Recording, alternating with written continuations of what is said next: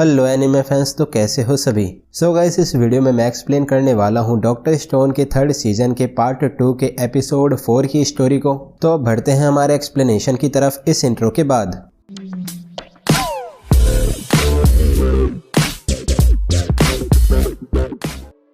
तो एपिसोड 4 के स्टार्ट में ओआराशी बोलता है कि हुड वाला वॉरियर बहुत ज़्यादा स्ट्रॉन्ग था और एनिमी ने उसकी मिरेकल पावर को भी डिफीट कर दिया था और शायद एनिमी मौज की जितना ही स्ट्रॉन्ग है। देन ओआराशी कहता है कि उस पर 5 या 10 हुड वाले वॉरियर्स ने स्पेयर्स के साथ अटैक करा था। तभी मौज सोचता है कि हुड वाला वॉरियर एक ही था जो कि वही था और मौज ओआराशी को एक इडियट बताता है। फिर मौज जीन की बात याद करता है जिसमें उसने मौज को ऐसे वॉरियर पर अटैक करने का कहा था जो कि स्ट्रॉन्ग और खुद पर बहुत कॉन्फिडेंट हो, जिससे जब वो पर्सन डिफीट होगा तो वो एनिमी को बहुत ऑसम और स्ट्रॉन्ग बताएगा। तभी ओआराशी बताता है कि उसने एक भारी बोल्डर को अपने एक हाथ से उठा लिया था पर एनिमी ने अपनी स्ट्रॉन्ग पावर और मैजिक से उसे बेहोश कर दिया था। उसके बाद शैंकू कहता है कि अब उनका हैप्पी कॉन्स्पिरेसी ऑपरेशन बहुत सिंपल है। तो उनके हुड वाले वॉरियर की रिडिक्यूलस स्ट्रेंथ से जैसे ही उनका एनिमी पूरी तरह डरा हुआ होगा, तभी सबसे पहले वो सावधानी से अपने एरियल कॉम्बैट ड्रोन को एक अच्छे स्पॉट पर टेक ऑफ के लिए रख देंगे।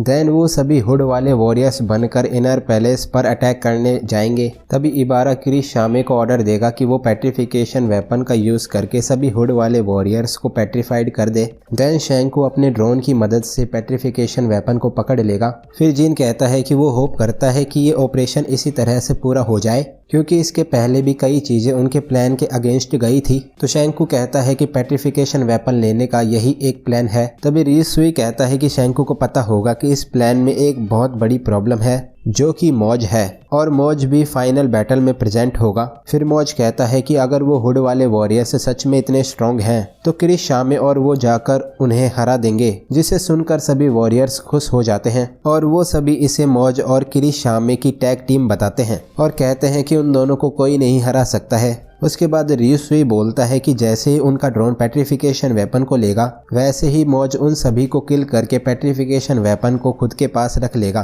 फिर शैंकू कहता है कि इसीलिए वो मौज को काउंटर करने के प्लान पर भी काम कर रहे हैं। तभी काशिकी कहता है कि ये वेस्ट हो गया क्योंकि वो अपने dear glass blowing steel pipes को काट रहा है। तो शैंकू कहता है कि एक बार वो इन पाइप्स को छोटे छोटे शेप वाली ट्यूब्स में कट कर ले। देन वो ऐसी 8 ट्यूब्स को एक साथ मिलाएंगे। फिर जीन बोलता है कि शैंकू ने एक और स्पिनर क्यों बनाया है, तो शैंकू इस स्पिनर का अच्छा यूज करने का कहता है। देन काशिकी को जिन ट्यूब्स को बनाने का ऑर्डर मिला था वो ट्यूब्स काशिकी बना देता है और वो पूछता है कि ये क्या है। फिर क्रोम बोलता है कि शैंकू किसी काउंटर मोज थिंग की बात कर रहा था, इसीलिए ये शायद कोई वेपन है। तभी सभी मॉडर्न पीपल पार्ट्स को देखकर समझ जाते हैं कि ये एक गन है। तो शैंकू कहता है कि पिस्टल का स्ट्रक्चर बनाना इतना कॉम्प्लेक्स नहीं है जितना पिस्टल के इंटरनल पार्ट्स बनाना डिफिकल्ट होता है। फिर शैंकू नाइट्रिक एसिड से बनाए गए गन पाउडर को एक स्मॉल सिलेंडर में पैक करने का कहता है। देन वो एक गोल बॉल को उस सिलेंडर के आगे लगाएगा और वो इसे बंद कर देगा।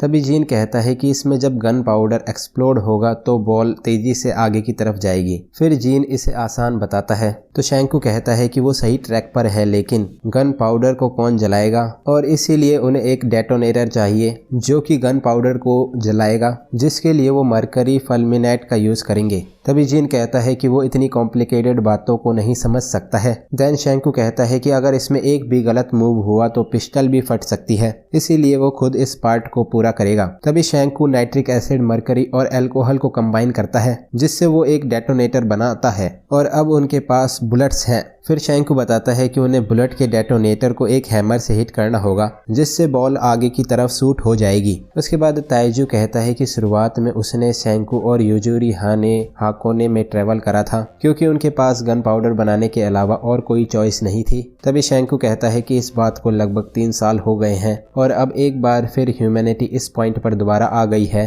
फिर यूकियो कहता है कि टूल्स अच्छे या बुरे नहीं होते हैं पर जो पर्सन उस टूल का यूज करता है ये उस पर निर्भर करता है कि वो कैसे टूल का यूज कर रहा है। देन यूकियो अपने सभी फ्रेंड्स से कहता है कि वो किसी को भी किल नहीं करना चाहता है। तभी रियुसुई कहता है कि वो किसी को भी किल नहीं करेंगे क्योंकि वो एनिमी को भी अरेस्ट करके अपने लिए रख लेंगे। तो शैंकू बोलता है कि वो वैसे भी किसी को किल नहीं कर पाएंगे क्योंकि ये मेकशिफ्ट गन इतनी पावरफुल नहीं है, इसीलिए ये गन एक गुड लक चार्म है जिससे उन्हें थोड़ा बेटर फील हो। फिर शैंकू कहता है कि ये गन बेस्ट केस में सिचुएशन को कंट्रोल में लाने के लिए यूज में आ सकती है और जब वो मौज को इस गन से शूट करेंगे तो वो उस पर पेट्रिफिकेशन डिवाइस का यूज कर सकते हैं, जिसके बाद वो उसे स्टोन से अनपेट्रीफाइड करके उसे ठीक कर सकते हैं। देन जीन शैंकू को एक मैड साइंटिस्ट बोलता है तो ताइजू कहता है कि शैंकू हमेशा से ऐसा ही था। तभी रियुसुई बोलता है कि शैंकू ने पिस्टल के साइज को छोटा रखा है जिससे एनिमी उन पर सस्पिशियस ना हो। फिर रियुसुई कहता है कि इस गन को वही यूज कर सकता है जिसने पहले कभी गन्स को हैंडल करा हो। तो शैंकू यो को रिवाइव करता है जो कि एक पुलिस ऑफिसर था।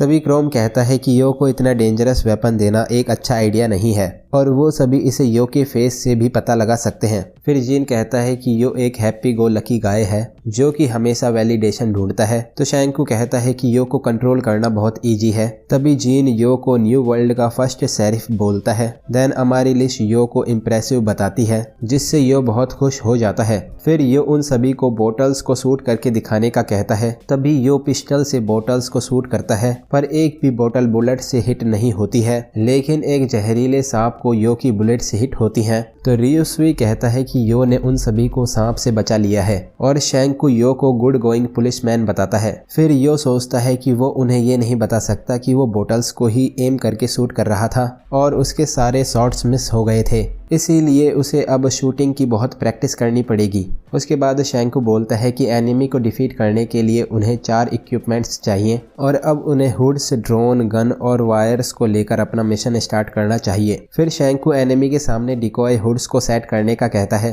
जिससे किरीशामे 10 मिलियन% अपने पेट्रिफिकेशन वेपन को फेंके और अगर ऐसा नहीं हुआ तो उनका मिशन फेल हो जाएगा। तो यूकियो कहता है कि उन्हें कम से कम 5 डिकॉय हुड्स चाहिए होंगे। देन एक विलेजर कहता है कि आजकल उनके स्टोरेज से कपड़े और खाना अपने आप ही गायब हो जाता है। तभी अमारेलिस वहां से कपड़े और खाना लेकर जा रही होती है। फिर यूजुरिहा 6 हुड्स बना देती है। तभी शैंकू के वर्क करने से बहुत शोर आ रहा होता है तो अमारेलिस सोचती है कि उन्हें अपने वर्क की नॉइस को कम करना होगा। देन अमारेलिस अपने विलेज वापस चली जाती है और बताती है कि वो इनर पैलेस से भागकर वापस आई है क्योंकि वो उन तीनों के पावरफुल प्रपोजल को भूल नहीं पा रही थी, इसीलिए वो उस मैन का प्रपोजल एक्सेप्ट करेगी जो कि नेक्स्ट फेस्टिवल में सबसे जोर से ड्रम बजाएगा। तभी वो तीनों जोर से ड्रम बजाने की प्रैक्टिस करने लगते हैं जिससे वॉरियर्स को ड्रम की आवाज आती है पर शैंकू के वर्क की आवाज नहीं आती है। उसके बाद यो भी गन से तीनों बोटल्स को शूट कर देता है। फिर क्रोम कहता है कि मान लो अगर उन्होंने इस इंसेन गन का यूज करके मौज को स्लो भी कर दिया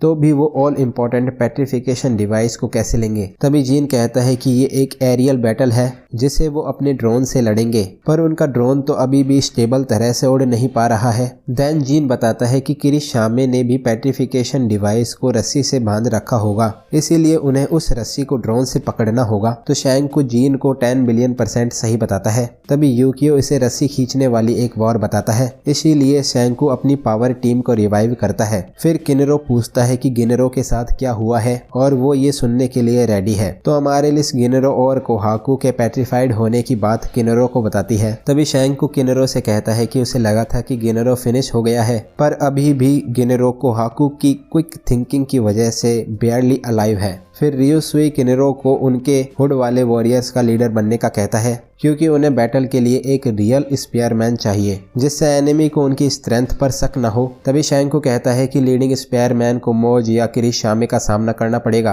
तो भी किनेरो इसके लिए एग्री हो जाता है। देन किनेरो इस बैटल को जीतकर सभी को सेव करने का कहता है। फिर ताइजू मैग्मा के साथ रस्सी खींचने की प्रैक्टिस करता है, तभी रस्सी टूट जाती है। तभी शैंकू कहता है कि साइंस क्राफ्ट टीम रस्सी पर वर्क कर रही है। फिर शुइका कहती है कि ये तो कॉटन कैंडी बनाने वाली मशीन है। तो शैंकू कहता है कि ये टार है जो कि कोयले को जलाने के बाद बचता है। देन शैंकू उस ब्लैक कॉटन कैंडी को घुमाकर मजबूत और लाइट रस्सी बनाता है जो कि एक कार्बन वायर है। तभी जीन और अदर्स कार्बन वायर बनाने लगते हैं। फिर क्रोम पूछता है कि ये थिंग मिड एयर में घूम रही है पर ये इतनी स्टेबल कैसे है। तो शैंकू इसे जायरोस्कोपिक इफेक्ट बताता है जिसमें अगर कोई चीज बहुत फास्ट स्पिन कर रही होती है तो वो स्टेबल होती है। तभी क्रोम को एक आइडिया आता है कि अगर वो एक स्पिनर को ड्रोन के बीच में लगा दे तो ड्रोन जायरोस्कोपिक इफेक्ट से स्टेबलाइज हो जाएगा। फिर शैंकू कहता है कि ये एक कंट्रोल डिवाइस बनाने से कई गुना सिंपल है, इसीलिए उनके मार्क 2 ड्रोन में ये पहले से ही बिल्ट इन है। तभी मार्क 2 ड्रोन पहले से बहुत स्टेबल होता है। देन शैंकू बताता है कि अब उसे इसमें एक वायर वाउंड वेरिएबल रजिस्टर लगाना होगा। तो जीन कहता है कि उसे अब एक और स्पिनी थिंग बनाने के लिए वर्क करना होगा। तभी शैंकू बताता है कि उन्हें ड्रोन के चारों फैंस के लिए एक वायर वाउंड वेरिएबल रजिस्टर बनाना होगा जिससे वो डायल को मूव करा के इलेक्ट्रिसिटी के फ्लो को कंट्रोल कर सकते हैं। फिर शैंकू ड्रोन के एक फैन के वोल्टेज को बढ़ा देता है जिससे ड्रोन एक पर्टिकुलर डायरेक्शन में उड़ता है। तभी यूकियो कहता है कि उन्हें इन नॉब्स की हेल्प से ड्रोन को मैन्युअली बैलेंस करना होगा। तो रियोसुई कहता है कि ड्रोन उड़ाने वाले को हवा को पढ़ने में और ड्रोन को कंट्रोल करने में अच्छा होना होगा। देन वो सभी रियोसुई को ही ऐसा पर्सन बताते हैं। तभी रियोसुई ड्रोन को अच्छे से हैंडल करता है और वो इसे गेम खेलने जैसा बताता है। फिर शैंकू यो को शूटिंग की प्रैक्टिस करने और रियोसुई को ड्रोन उड़ाने की प्रैक्टिस करने का कहता है। तभी मैग्मा यो की गन को देखता है। उसके बाद शैंकू ईयरपीस की मदद से मौज को बताता है कि उनके पास अब सारे इक्विपमेंट्स हैं, इसीलिए वो सभी अपना मिशन सनराइज पर स्टार्ट करेंगे और उनकी battlefield cliff of the howling seas होगी। फिर अमारेलिस बताती है कि यहाँ पर वेव्स और विंड बहुत लाउड है जिससे एनिमी को ड्रोन की आवाज नहीं आएगी।